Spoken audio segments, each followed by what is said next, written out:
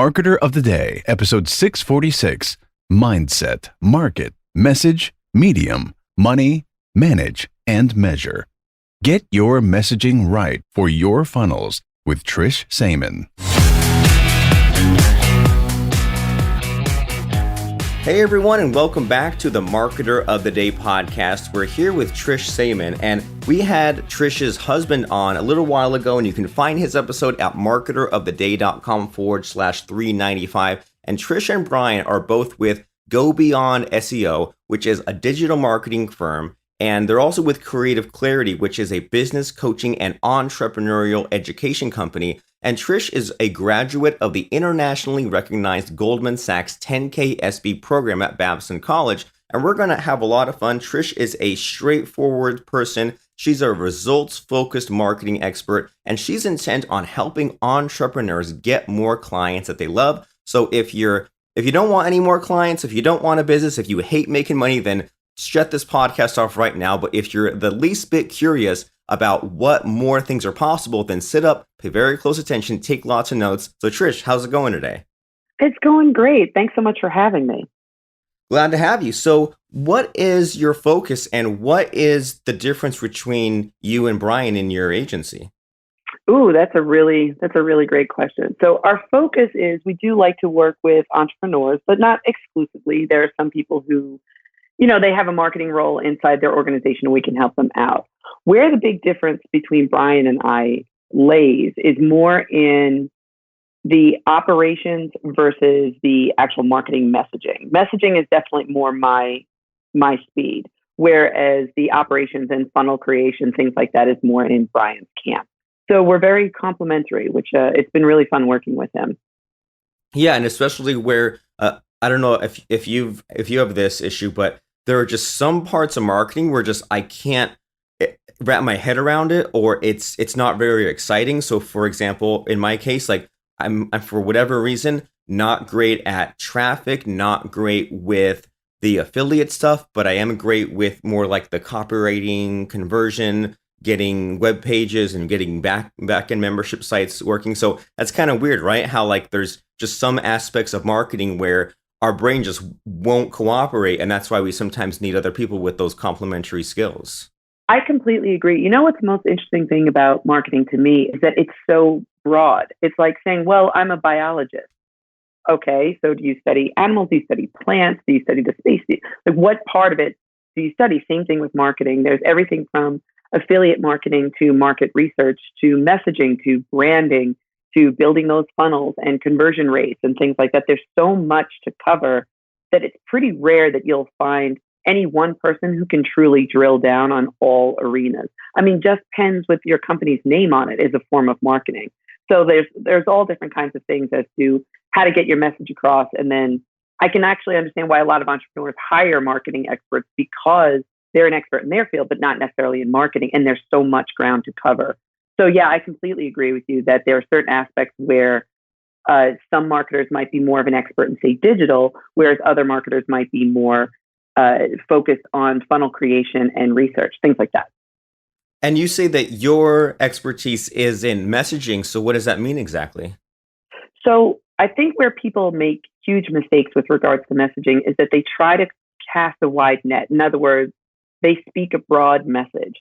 They don't fully recognize that a message is really a form of communication to a person. So oftentimes what they'll do is they won't figure out who exactly it is that their audience is, and then they don't craft a message to that person. So as a messaging expert, it's not just a matter of determining who the market is, but how best that person receives information. So what medium, and also what exactly is being said to get them to, take an action, buy your product, buy your service. So crafting that message there's other components to it, but that's really where I shine, is how to communicate effectively to people so that they actually take an action and buy a product or service. And that right there, what you explained, I think that's so important that sometimes we need to go back to elementary school in terms of our marketing, right? It's really easy to get caught up in the mechanics and the funnels, and I'm just going to charge ahead and do all these things. But it's really easy to forget that we're talking to people, we're dealing with people. like Exactly. people are landing on our websites trying to solve a problem. So it's so important to tune into who are we talking to, who are we trying to solve this problem for, so that way when they come to us, they can see that, well, you have this problem and we want to give you that solution. Oh, I completely agree. As a matter of fact, I really love the elementary school analogy. I think you're spot on. Imagine a teacher in second grade that walked into a classroom and started speaking about, say, her accolades and where she graduated college. I see a lot of business owners make the mistake of talking about what's so great about their company, which is awesome. And I'm sure you worked very hard to get there. But when you consider the audience of a room full of second graders, is that really the information that they need to actually connect with you? It isn't. What they need to do is, get better at reading or learn math, and then take that analogy one step further. You're going to have a classroom, say, of 25 students, and the needs of those students, there are some general needs. They all need to learn, but how they learn and what they learn is going to be a bit different. You're going to have some students that have been reading since they were 3 years old, and you need to challenge them and bring them something that's more suited to what their abilities are and where they are in their learning or in their career, if you're going to take the analogy further. Conversely, you're going to have some children who maybe they have dyslexia or something else, where they're going to need a different kind of marketing or different kind of education, so that you have to customize for them. When you niche down inside your business and you know exactly who it is that you're talking to, you can craft your message more appropriately, and it will connect with those students, AKA your potential clients. So I love the elementary school analogy. I think it's perfect. Well, I love how you ran with that, and that makes perfect sense there. How and by kind of doing that, like, kind of observation and knowing what the range is, and knowing how advanced is this audience, that way we're not boring them, but then also how simple or new or underdeveloped or uneducated are some of our audience members. That way we know how beginner down we need to go. That keeps us from second guessing. It keeps us from casting too wide a net, and that keeps us from becoming too focused. So in your in your profession and your work, you do this sort of messaging thing. So do you have any fun stories or case studies that kind of show off your talents or explain some of these problems that you're solving? I don't have any case studies that are specific to it, but I have had several experiences where tweaking the messaging was really kind of what made the big difference. And ironically, one of the ones that I love to share is a company that I was working with that is a professional advertising firm. And I came in really more as a digital marketer, and I went in to critique their website. And one of the mistakes that they made was one of the ones I just kind of highlighted, which is they opened with a bunch of their accolades, which, again, accolades do matter. But when you're considering speaking to an audience, you actually have to make sure that they are aware that you can solve their problem. Just think about it in conversation. If you were to, say, go to a networking event, and the way that you opened your conversation, where you were talking about where you graduated college or how nice a car you drive, you'd probably lose your audience. As a matter of fact, they might not even really like talking to you. What you probably should do, and you should do this in all of your marketing as well, is open with, so tell me more about you. It's not just polite, it's good business. You want to ask people a bit more about them to see if what you do is actually beneficial and can help them, because that's really more of what they're interested in. And what if you can't help them? What if you have a conversation with somebody, either digitally or in person, and they're not a good fit for what you do? What you've now done when you communicate effectively is you've given them the tool to refer you as well. Like, hey, I don't actually need what you do, but my friend John does. John desperately needs what you do. So while I don't have any specific case studies, I did work with a couple of other colleagues to help tweak their messaging so that they were a bit more profitable. And because we were doing some white label work for them, ultimately we ended up getting more business too. Super awesome. And yeah, there's so many advantages to being clear about what problem that you solve. And because as you're explaining that, what's going through my mind is, if you meet with that person, if they're a lead online or there's someone you meet at an event, whatever it is, not only is there that aspect of now you're known for something, you're branded in a way they can refer you to someone else, but also you're not wasting time on each other if nothing can be done, or if it's not a good fit. Like, you're not wasting time on them trying to fit a square peg in a round hole, and then they're not wasting time on you explaining their problem to someone that can't really necessarily help them. That's exactly right. And I have found that, again, when your messaging is off, if you haven't figured out who your target market is, you haven't figured out exactly what they need to hear, you can actually run down that rabbit hole, not just verbally and not just in time, but in money as well. You can actually be sending out with a bullhorn this loud, wonderful message that nobody is connecting with. And that can be very costly too. So that's another thing that people need to consider, is that, am I targeting the right market? And is my message appropriate? And if those two things aren't working, everything else is just going to end up costing you more money. And that's a little bit reassuring in a way, because some people out there might be busting their tails saying, I'm setting up the websites, I'm paying for the ads, I'm doing the content marketing, I'm networking, I'm getting the traffic, I'm doing all the stuff, nothing's working. It might be that they just need a little bit of tweaking, right? It might right. be that, well, just throw out the accolades or have them later, or don't go for this market, go for that market, and you can reuse a lot of the work that you've already done up to this point. No, that's absolutely true. And one of the other things that I see that I feel that people should be mindful of is maybe your market and your message is actually correct, but you're not telling them what the next step is. Like, a lot of times you'll see like, hey, we're great, or we can solve your problem, and then the conversation stops. Imagine, for example, I love analogies. So imagine, for example, you're hosting a party, and you tell everybody about the party, but you don't tell them where to RSVP or when it is. You just say there's a party happening. Like, your audience, or your invitees in this case, don't know what the next step is. Like, you need to be able to put the pieces together. Who are you targeting for your party? Is it a Halloween party, or is it a little kid's party, or is it a roller skating party? Like, what is it? And when is it? What's happening and what's expected? And RSVP, let us know that you're coming.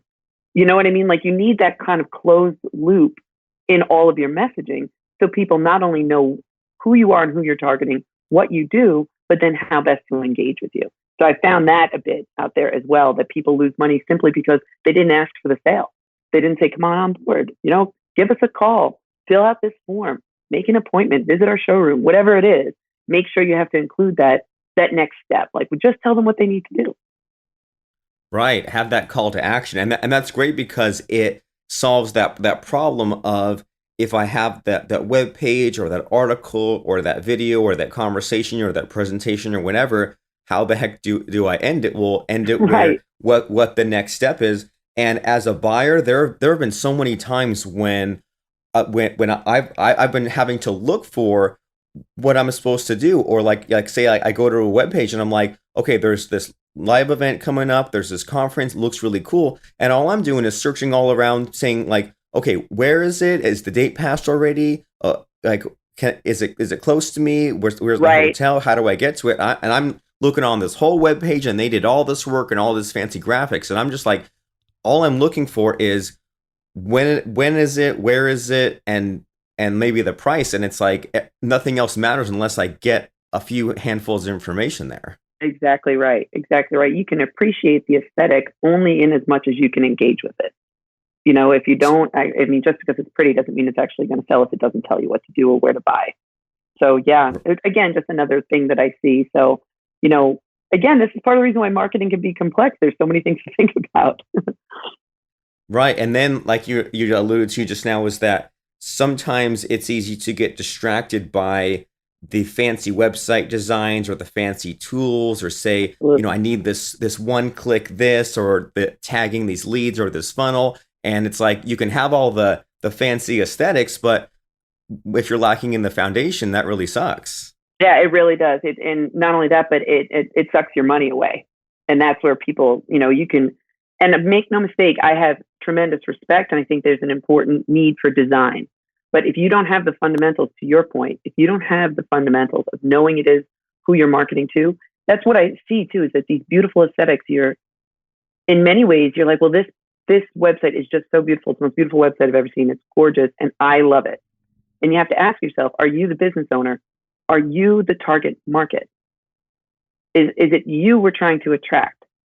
So when you're actually building your site, you have to consider, am I attracting myself, or am I attracting people that fit within this demographic? And therefore, the design might need to change a bit to suit them. not necessarily to suit me. Like maybe my favorite color is purple, but my target demographic is more blue and orange, which if you go on my website's mostly blue and orange, and my favorite color is purple. There's no purple anywhere because I'm not attracting me. I'm attracting a specific kind of demographic. It isn't about, at the end of the day, it really isn't all about you at all. It's really about how best to serve your client base and determining who they are and how best to communicate to them. So I love design. I think to your point, having a really strong design aesthetic does matter so long as it communicates effectively. You always have to do clear over clever and clear over creative. It has to come first.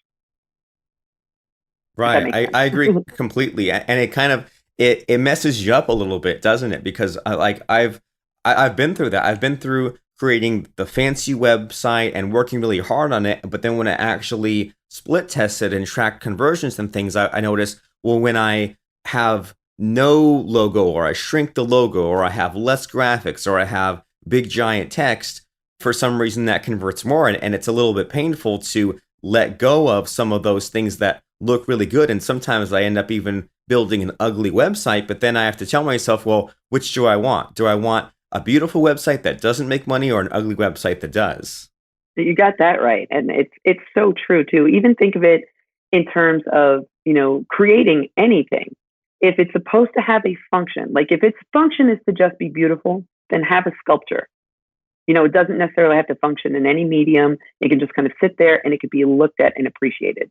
But when you think of things like, say, architecture typically serves a form and a function. You do want it to be beautiful, but you have to have doors. You have to have windows. You have to have accessibility in some way. Your website needs to be accessible as well as beautiful. So if it doesn't have accessibility, people don't know where to go or where the bathrooms are, or where the stairs are, then you're going to run into problems, and people are going to be less inclined to enter into that architecture or the architecture of your site. It needs to have function as well as form. That's a really good point. That and it's like that having function and form is important, but the way you describe it there, form definitely becomes secondary. What's the point of a beautiful bridge if it collapses? What's the point of your beautiful building if I can't get to the bathroom? Right. Exactly right. Websites, not unlike architecture or bridges, are artwork, yes, but functional art. Not unlike even clothing too. Like, you can have a beautiful shirt, made of silk or whatever other material is appropriate for you, but you have no place to kind of pull it over your head or button it around your neck or something along those lines. Like if you can't actually get into the outfit, what's the point? So it needs to flow with you. It needs to be a part of your business, not independent of. And it needs to work with the people who are going to be, quote unquote, wearing it or using it, like your customer base.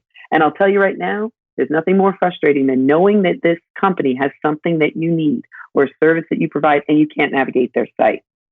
It makes me feel anyway that I don't even want to call, because if they can't even get their website right, why am I going to think that they can actually solve my problem? So there's like that added bonus too, where think about it, even if you go into a restaurant or if you go into a clothing store or some other kind of retail establishment, and all the staff are kind of looking at their phones or looking at one another and they're not engaging with you. Even if the place is beautiful and the food is great, do you want to stay? You don't, right? No. Like you don't feel like your experience is going to be what you need it to be.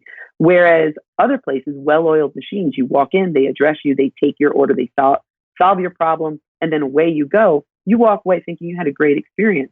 And you spent probably less time in there than you had if they weren't a well-oiled machine. And again, you can appreciate the aesthetic and you can appreciate the restaurant or the clothing store or whatever it is even more when it actually serves your purpose. But just pretty and, great food or whatever it is, great clothing by itself is never enough. They need the process as well. They need to feel like it's functioning for them as well. And your website should function the same way. Frankly, your business should function the same way. Right, the well-oiled machine. And what you're making me do now is from now on, when I visit websites, definitely in any website today or this week, I'm going to be noticing, well, what sort of pisses me off about that website? Because it's easy to focus on the mechanics and say things like, well, your website needs to be secure and not show an error saying it's not SSL, or it's easy to say, well, your site needs to have a fast load time. But I mean, all those little tiny tidbits and rules, those change over time. But if the overall strategy is to focus on having a smooth process, then who cares about what regulations or what trends come our way and what little tidbits we need to readjust on? It's about, if I'm at some sort of web page and if there's something about that adds some bumps in the road or makes it not a smooth process to get to where I need to go, maybe that's a mental note we should leave for ourselves. And if we go to some web page and it's really easy to find what we want, maybe we should pick up on that too and see if we can absorb that and apply that to our own business, our own websites. Oh, I completely agree. I think that people kind of major in minor things, and to use yet another cliche, they step over dollars to pick up pennies. So don't get caught up in the small stuff. Well, get a professional come in, they'll fix small stuff like your SSL, and it does matter, but it doesn't necessarily matter for the user experience and making sure that your site functions in a meaningful way to them. Still be beautiful. It can still have your branding. It can still have something fun or kitsch that makes you unique. Absolutely want to have those things. But at its core, it needs to function for the end user, the person who's Googled you and found your site. And they want to go on and they want to see if you can solve their problem. If that problem is, where's a local ice cream shop, to I need a lawyer, whatever the problem is, they want to know as soon as they get to the site that they are in the right place and that they can find exactly what they need. And if not, they will navigate away. Everything else is secondary.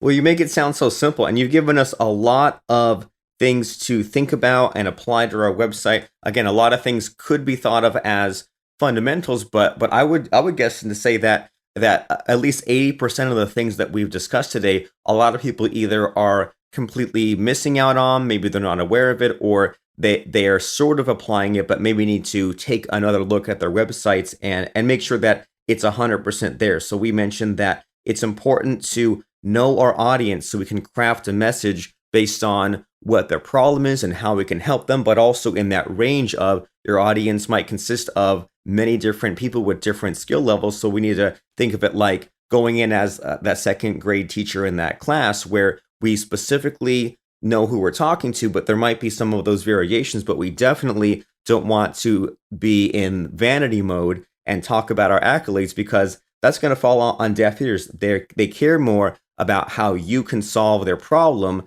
not about your credentials. And that's good for everyone involved, because that way everyone can make sure that they're a good fit. If they're a good fit for you, then it's clear on how they can take action. If they're not a good fit, then they can maybe refer you to, or they can refer someone else to you if they know of someone who is in need of that specific problem that you might be able to solve for person B, but not for person A. And you mentioned how important it is to have that call to action to tell people what they should be doing, what's the next step, in that analogy of, well, what if you had a party, but you didn't tell anyone where it was? Well, you might be doing the same thing in your email marketing or in your web pages. It's not clear what I'm supposed to do when I go to your web page. Well, that's a really important thing to revisit. And it's all good to have a beautiful website, to have that good form, but function comes before that, because otherwise, what's the point of having that website? It's, to make money and to get people to take some kind of an action. So we discussed a lot of myriad of different fundamentals here, but people here listening might be wondering, well, how can I apply these in practical terms? Like there's a lot of things here and there, but how do I go from point A to point B? So it's my understanding, Trish, that you can help us on an easy way to create an effective marketing plan. Is that right?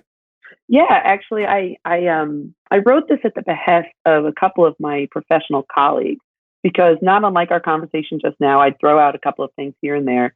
And one of my good girlfriends said, can you just write this out? Can you just hammer this out and just put it into, a consumable form? She's an attorney, and she's great with words. Clearly, she's an attorney, but still just didn't really know where to begin. So I did, actually. So it's something that you can download from my site.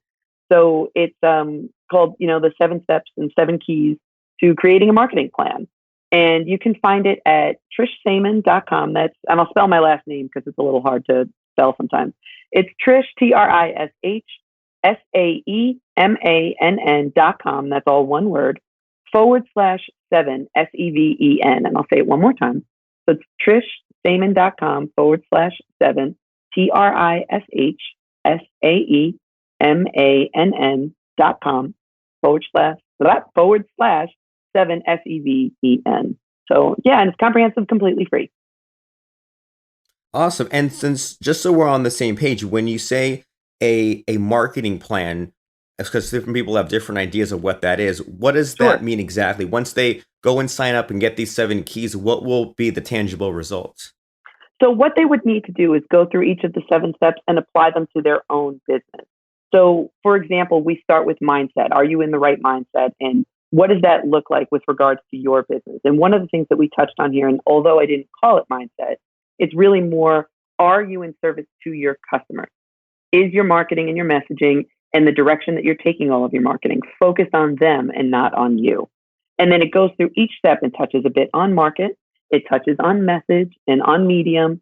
And then it also talks a little bit about money and how to manage and to measure all of your marketing too. So it's just a step-by-step plan on how to actually pull your marketing plan together so that it'll be effective for your business. Awesome. Sounds amazing. All the M's, right? Yep, all the M's. I did it easy that way so that it was easy for people to remember. Awesome. Well, sounds great. So the place to go is trishsaemann.com/7. And if you were like me, if you were blown away by some of these simple concepts and these things that maybe we used to do them and forgot about them, or we need to revisit them, or maybe we say, well, that thing that I stumbled on accidentally with that mindset or being in service to customers, I did that accidentally. Now I need to go back in and do it deliberately. Well, it helps to get that full, complete roadmap as opposed to just the tidbits here and there. So the place to go is trishsaemann.com/7. So you can get those 7 keys to creating a marketing plan. That way you can make sure that you have all your bases covered, and whatever other analogy we're going to throw in here. I think we're at about 30 or 40 analogies in that conversation, but that's totally fine. It makes things catchy, makes things memorable. And we all need to be catchy and memorable in our own marketing. So you owe it to yourself to check out these 7 keys to creating a marketing plan. And that's trishsaemann.com/7. And thanks so much, Trish, for hopping on and making things fun, making things simple. Really appreciate it. Oh, thanks so much for having me. I love this conversation. So thanks so much. I really do appreciate it. And Robert, you're a tremendous host. So thank you very much. Thanks. You're too kind. Check out the latest episodes of our podcast on the web at marketeroftheday.com and subscribe to us on iTunes at marketeroftheday.com/iTunes, or search the phrase Robert Plank in your iTunes app to find us there.